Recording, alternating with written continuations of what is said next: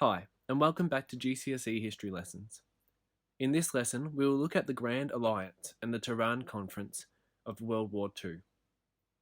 By the end of the lesson, you should be able to identify the members of the Grand Alliance and understand what occurred at the conference in Tehran.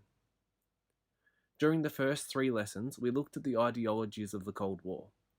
We learned the strengths and weaknesses of capitalism and democracy compared to communism and the one-party system, as well as the ideas of decolonisation and socialism, which created tensions amongst Cold War allies. Remember that the USSR was a communist one-party state during World War II, and the USA and its Western allies, such as Britain and France, were capitalist democracies. But during World War II, the communist and capitalist worlds were allies. To understand how this relationship deteriorated, it's worth starting by looking at the situation midway through World War II, just before the Cold War tensions began to rise.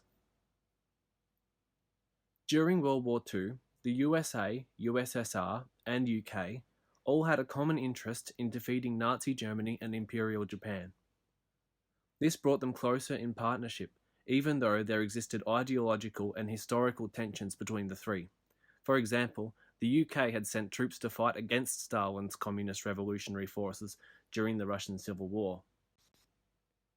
Despite these tensions, the Big Three, as they were called, created an alliance in June 1941, when UK Prime Minister Winston Churchill and US President Franklin Roosevelt announced their support for Stalin's USSR after a massive German invasion of Russia. The decision of the US to join the war after Japan's attack on Pearl Harbor in December that year solidified this alliance. The alliance, which also included France, China, and other Commonwealth countries, was called the Grand Alliance.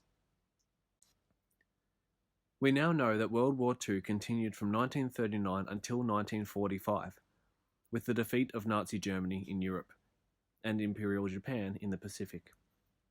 But in 1943, the outcome was far from certain. At this time, the Soviet Union was fighting against Nazi Germany, which had already defeated France and pushed the British back onto their island mainland.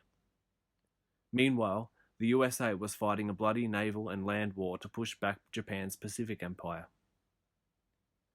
The USA, UK, and USSR realized that they needed each other's help to defeat Imperial Japan, Nazi Germany, and Fascist Italy, which they called the Axis powers. Joseph Stalin, the leader of the USSR, met with US President Franklin Roosevelt and UK Prime Minister Winston Churchill at Tehran from November 28th until December 1st, 1943, to discuss how to win the war. At Tehran, the USA and UK agreed to open up a Western Front by May 1944 to defeat the Nazis. In return, the USSR agreed to invade Japan once the Nazis were defeated. So, to summarise what we've learned today, the Grand Alliance was the alliance between the Big Three, the USA, UK, and USSR, who had a common goal in defeating Imperial Japan, Nazi Germany, and Fascist Italy.